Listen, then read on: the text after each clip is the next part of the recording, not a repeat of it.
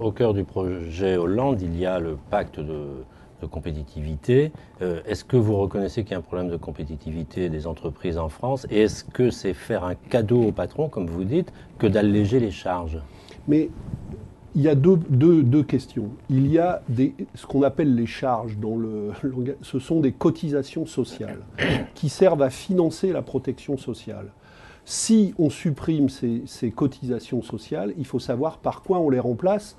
Sinon, ça veut dire qu'on dégrade la sécurité sociale, donc on dégrade la situation des salariés, parce qu'on dégrade l'assurance maladie, la retraite, la protection, l'indemnisation du chômage. Par contre, il y a un problème de charges dont on ne parle pas, qui sont les charges financières sur les entreprises. Je rappelle que la totalité des dividendes versés par les entreprises, des frais financiers, des frais bancaires des entreprises, représente le double de la totalité des cotisations sociales payées par le patronat dans les entreprises. Or, de ça, on ne parle jamais.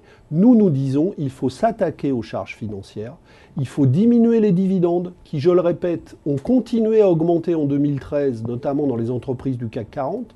C'est-à-dire qu'il y a des marges dans les entreprises, mais au lieu de l'utiliser à la relance sociale, à la relance de l'investissement, eh bien, qu'est-ce qu'on fait? On utilise ces charges pour rémunérer les actionnaires financiers, pour rembourser à des taux qui sont trop importants les banques, pour alimenter la croissance financière qui nous a mis dans le mur. Et à cela, le pacte de responsabilité non seulement ne s'attaque pas, mais il continue dans la même voie. C'est pour ça que nous ne le soutiendrons pas. Alors, le gouvernement Valls, c'est quand même aussi la promotion de personnalités de l'aile gauche du PS, notamment Benoît Hamon et Arnaud Montebourg. Est-ce que pour vous, ce n'est pas une volonté de donner des gages à la gauche? Écoutez, soyons sérieux. Tout le monde le constate. Ceux qui sont à la tête du pouvoir aujourd'hui, c'est la droite du Parti socialiste et la droite du PS. Et ils ne le font pas c'est pas en donnant soi-disant à la gauche de la gauche, c'est que la gauche tout entière est mise à l'envers par ces choix. Même Benoît Hamon, même parce que la majorité des gens de gauche, et on vient de le voir dans les élections municipales d'ailleurs, il ne faut pas faire des plans sur la comète, ne se reconnaissent pas dans cette politique. Ils ne se reconnaissent pas dans cette politique. Et si on avait à demander aux électeurs de gauche qui ils voient comme Premier ministre, ils ne nommeraient pas Manuel Valls. Justement, Pierre Laurent, il y a 90 députés hier qui, depuis quelques jours, se font entendre à la gauche du PS et ont proposé au gouvernement un contrat de majorité.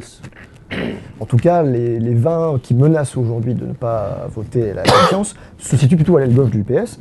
Mais cela dit, est-ce que vous saluez cette initiative ou est-ce que selon vous c'était un coup d'épée dans l'eau, ce contrat de majorité? Non, mais moi je salue tous ceux qui enfin se manifestent pour dire on ne peut pas continuer comme ça.